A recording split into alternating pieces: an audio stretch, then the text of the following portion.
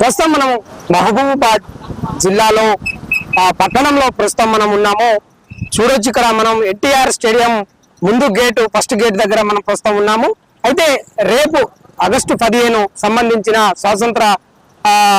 స్వాతంత్ర దినోత్సవాన్ని పురస్కరించుకొని ఇక్కడ మహబూబాబాద్ జిల్లా సంబంధించిన దాంట్లో ఎన్టీఆర్ స్టేడియం ఆవరణలో అయితే మనం ప్రస్తుతం ఉన్నాం. చూడొచ్చు ముందు గేట్ దగ్గర ఉన్నాము. ప్రస్తుతం ఇక్కడ ఇది ఎన్టీఆర్ స్టేడియం సంబంధించిన ఎన్టీఆర్ స్టేడియానికి మనం ముందు గేట్ కి ఆవరణంలో ప్రస్తుతం మనం ఉన్నాము. చూడొచ్చు టోటల్ గా చిన్న చినుకు పడితే చాలు స్టేడియం మొత్తం రచ్చ రచ్చ రొచ్చు రొచ్చు. ఇది ఇప్పుడే కాదు, ప్రభుత్వాలు మారుతున్న ఈ స్టేడియం పరిస్థితి మాత్రం మారని పరిస్థితి. విద్యారంగానికి ప్రభుత్వాలు చిన్న చూపు చూస్తుందంటే ఈ మైదానాన్ని కూడా చూడొచ్చు. క్రీడా మైదానం ఈ రకంగా ఉంటే భవిష్యత్ కార్యాచరణ పిల్లలకు భవిష్యత్తుకి ఏం చెప్పబోతున్నారు అనేది ఈ యొక్క స్టేడియాన్ని చూస్తే తెలుస్తుంది. మనం ఇంకా లోపలికి వెళ్ళి చూద్దాం పరిస్థితి ఎంత రొచ్చుగా మారిన పరిస్థితి. అయితే ఈ క్రీడా మైదానానికి సంబంధించింది దాదాపుగా ఎమ్మెల్యేలు ఒక 10 నుంచి 12 ఎమ్మెల్యేలు మారవచ్చు, ఎంపీలు మారవచ్చు. స్వాతంత్రం వచ్చి 79 సంవత్సరాలు అవుతున్న ఈ యొక్క క్రీడా మైదానాలకు సంబంధించింది విద్యారంగానికి సంబంధిస్తే దీనస్థితికి చేరిందని కూడా చెప్పవచ్చు. ఇది ఎన్టీఆర్ స్టేడియం సంబంధించిన పరిస్థితి. చిన్న చినుకు పడితే రచ్చ రచ్చ అవుతున్న పరిస్థితి. మొత్తంగా మహబూబాబాద్ జిల్లా వ్యాప్తంగా వర్షాలు, అటు ఉమ్మడి జిల్లా భారీగా వర్షాలు కురుస్తున్న తరుణంలో మనం ఇక్కడ ఎన్టీఆర్ స్టేడియంకి వచ్చి చూస్తున్నాం. రేపు స్వాతంత్ర దినోత్సవాన్ని పురస్కరించుకొని ఇక్కడ భారీ ఎత్తున ఇక్కడ ఏర్పాట్లు అయితే స్వాతంత్ర దినోత్సవానికి సంబంధించి ఏర్పాటు అయితే చేస్తున్న పరిస్థితి అయితే కనిపిస్తుంది. కానీ ఇక్కడ చాలా ఇబ్బందికరమైన వాతావరణంలో స్వాతంత్ర దినోత్సవ వేడుకలు చేసుకుంటున్నారు అని చెప్పుకోవచ్చనే పరిస్థితిలో కూడా ఉందని కూడా చెప్పుకోవచ్చు.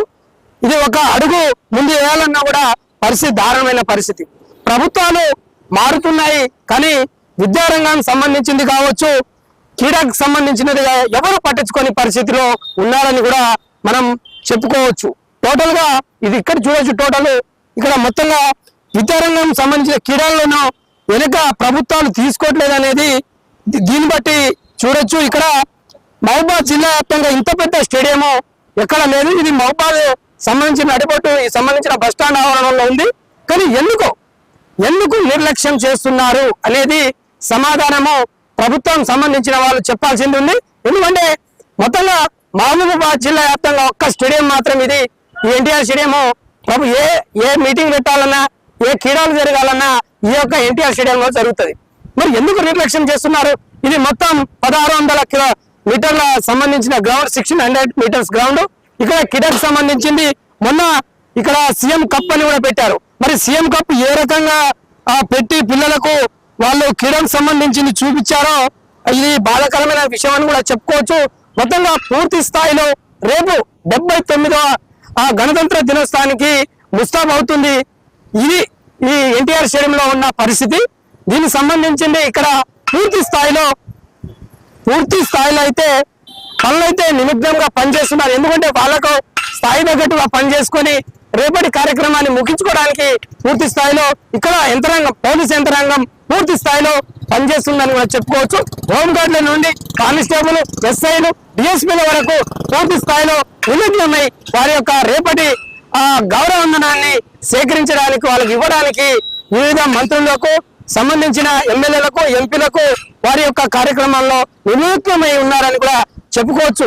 ఏది ఏమైనా సరే ప్రభుత్వ స్థలంలో ఎన్టీఆర్ స్టేడియంని ఏర్పాట్లో విఫలమయ్యారు ప్రభుత్వాలని కూడా చెప్పుకోవచ్చు. ఈ ఒక్క ప్రభుత్వం కాదు, అనేక ప్రభుత్వాలు సంబంధించి టీఆర్ఎస్ ప్రభుత్వం గతంలో ఉంది, దానికన్నా ముందు కాంగ్రెస్ ప్రభుత్వాలు మారుతున్న ఇక్కడ ఉన్న విద్యారంగాలకు సంబంధించిన స్టేడియాల జీవితాలు సంబంధించిన క్రీడకు సంబంధించినవి మాత్రం మారట్లేదని కూడా చెప్పుకోవచ్చు. అయితే ముఖ్య విషయం చెప్పడం మర్చిపోయాను.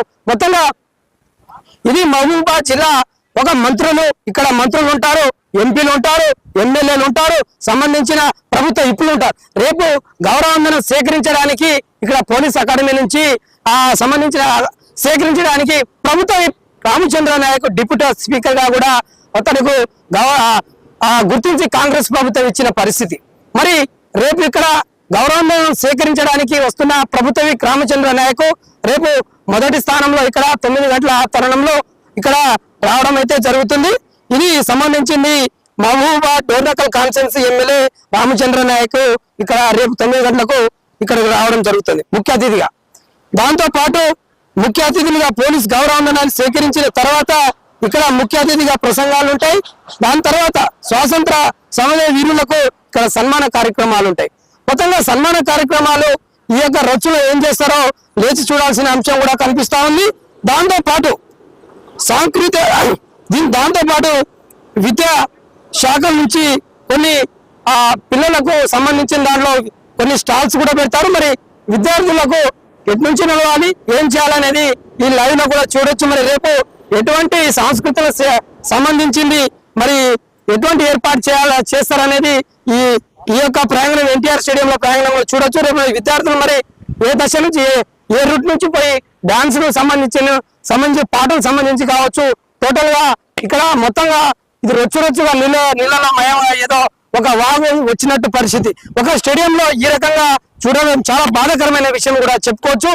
ఏది ఏమైనా క్రీడా రంగానికి అయితే దూరం చేస్తుందని ప్రభుత్వం దూరం చేస్తుందని కూడా చెప్పుకోవచ్చు. ప్రభుత్వాలు మారుతున్న విద్యారంగం సంబంధించింది కావచ్చు, క్రీడా రంగాలకు సంబంధించింది కావచ్చు, పూర్తి స్థాయిలో నిమగ్నానికి కాని పరిస్థితిలో ఉందని కూడా చెప్పుకోవచ్చు. ఇది మహబూబాబాద్ ఎన్టీఆర్ స్టేడియం నుండి T9 ప్రతినిధి సీతారాం ఇక్కడ ఉన్న సమస్యల మీద పూర్తి స్థాయిలో గలమిప్పిన పరిస్థితి. ఏది ఏమైనా రేపటి కార్యక్రమం జెండావందల కార్యక్రమం స్వాతంత్ర సంబంధించిన రేపు జరగబోయే జెండావందల కార్యక్రమానికైతే పూర్తి స్థాయిలో ఇక్కడ ఏర్పాట్లు అయితే పోలీసు సంబంధించిన వాళ్ళైతే ఏర్పాటు చేస్తున్న పరిస్థితి ఉంది. వాళ్ళ యొక్క సంబంధించిన దాంట్లో రేపు గౌరవాన్ని సేకరించడానికి వస్తున్న మన ప్రభుత్వ రామచంద్ర నాయక్ సంబంధించింది ఇది పూర్తిగా వాళ్ళ ఉన్న స్థాయిని బట్టి వాళ్ళ యొక్క రోడ్ మ్యాప్ ని కూడా చేస్తున్న పరిస్థితి అయితే కనిపిస్తుంది.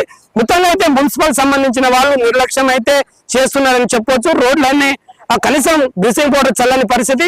వర్షాలు పడుతున్నాయి. అటు కలెక్టర్ సార్ చెప్తారు అన్ని వాడాలు తిరగండి, అన్ని గుడాలు తిరగండి, అన్ని తండాలు తిరగండి, అన్ని గ్రామాలు తిరగండి, కనీసం బ్లీచింగ్ పౌడర్ పోయే స్థితిలో ఈ రోజు ఈ యొక్క జిల్లాలో జరుగుతుందని కూడా చెప్పుకోవచ్చు. ఇప్పుడు మొత్తంగా రేపు ఇక్కడ కార్యక్రమం జరుగుతుంది కానీ కనీసం ఇక్కడ బ్లీచింగ్ పౌడర్ చల్లని పరిస్థితిలో జరుగుతుందని కూడా చెప్పుకోవచ్చు. ఇది T9 ప్రతినిధి సీతారాంతో face to face NTR stadium నుంచి మహబూబాబాద్ జిల్లా. ఎన్టీఆర్ స్టేడియం సంబంధించిన ముందు బోర్డు దగ్గర ఉన్నాము. అయితే చూడొచ్చు కనీసం దీనికి పెయింట్ వేసే నాదుడు కూడా లేడు. ఇది ఎన్టీఆర్ స్టేడియం ఏ స్టేడియం గుర్తుపట్టని ఆ స్థితిలో ఉందని కూడా చెప్పుకోవచ్చు. ఇది ఇలా ఉండగా దీని పరిస్థితి కనీసం దీని బోర్డులు తీసుకొచ్చి ఇటు చూడొచ్చు ముందుకు రాని బోర్డులు తీసుకొచ్చి ఎన్టీఆర్ స్టేడియం సంబంధించిన బోర్డులను తీసుకొచ్చి ఒక రూమ్ లో దాచిపెట్టారు. మరి ఎందుకు దాచిపెట్టారు మరి ఏందనేది కూడా అది చూడాల్సిన రైట్. ఇది చూడొచ్చు ఇక టోటల్ గా ఇక్కడ ఎన్టీఆర్ స్టేడియం సంబంధించిన బోర్డుని తిరగలు అంటే అక్కడ బోర్డు లేదు, ఏం లేదు. అది ఇక్కడ స్టేడియం అనుకోవాలా మరి ఇది బండాలు దొడ్డు అనుకోవాలా తెలియదు. తీసుకొచ్చి బోర్డులకి ఈ రకంగా పడేసిరు.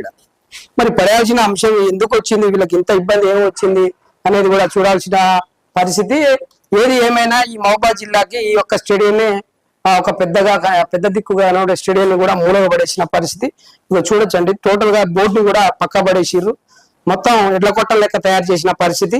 ఇక చూడండి ఇది మొత్తం కుర్చీ ఆగం రేపో మాపో కూలేటట్టుంది పరిస్థితి. దీన్ని ఎవరు పట్టించుకోరు.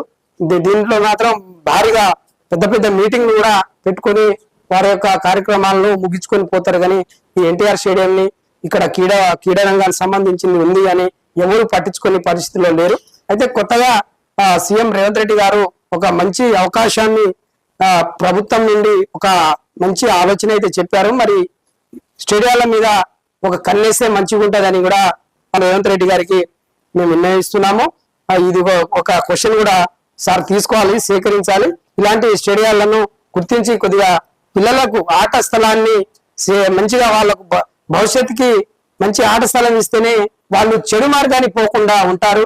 మరి క్రీడా స్థలం లేనప్పుడు వ్యసనాలకు బానిస అవుతారు, క్రైమ్స్ దాంట్లోకి వెళ్ళిపోతారు, స్మోకింగ్ లోకి వెళ్ళిపోతారు. క్రీడా స్థలం లేనప్పుడు ఆ మైండ్ అనేది ఒక దగ్గర ఉండదు. కాబట్టి క్రీడా స్థలం అనేది ప్రాంగణం బాగుంటేనే ఆ విద్యారంగం సంబంధించిన విద్యార్థులు కావచ్చు, యువత కావచ్చు ఒక మంచిగా నీట్గా వాళ్ళు ఒక భవిష్యత్తుని తీర్చిదిద్దాలంటే ఒక గ్రౌండే, ఆ గ్రౌండే కట్టుగా లేకపోవడం అనేది చాలా బాధాకరమైన విషయం. ఇది మహబూబాబాద్ జిల్లాలో ఒక పెద్ద గ్రౌండ్ గా ఉన్న గ్రౌండ్ లోనే ఈ రకంగా ఉంటే మండలాల్లో ఉన్న పరిస్థితి ఏంది, గ్రామాల్లో ఉన్న పరిస్థితి ఏంది, పంచాయతీ లెవెల్లో ఉన్న పరిస్థితులు, గ్రౌండ్ లో పరిస్థితి, క్రీడా ప్రాంగణాలు అన్ని పూల తోటలుగా మారినా ఆ పూల తోటల్లో ఏదో చెట్లు పిచ్చి చెట్లు వేసి ఇబ్బందికరమైన అన్ని గ్రామాల్లో ఇదే పరిస్థితి ఉంది. వాస్తవాన్ని చెప్పాలంటే తండాల పరిస్థితి మరీ దారుణం.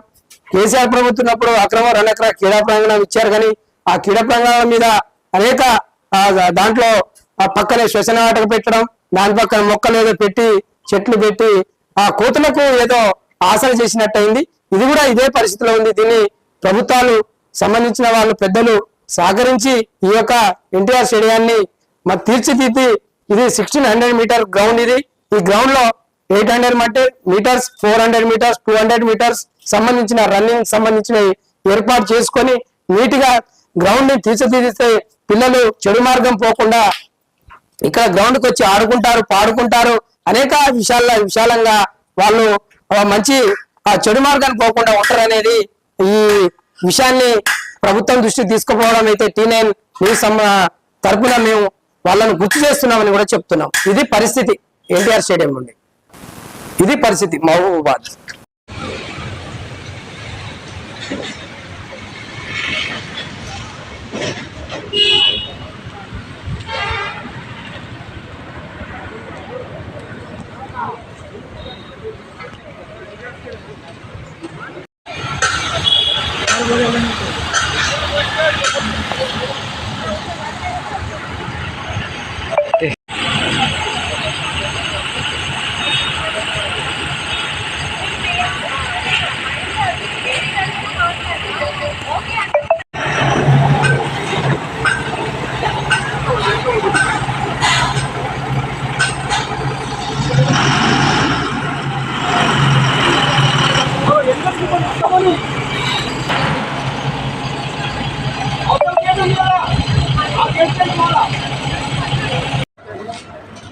మీ మైక్ పని చేస్తుంది లేదా, కానీ నా మైక్ మాత్రం బరాబర్ పని చేస్తుంది.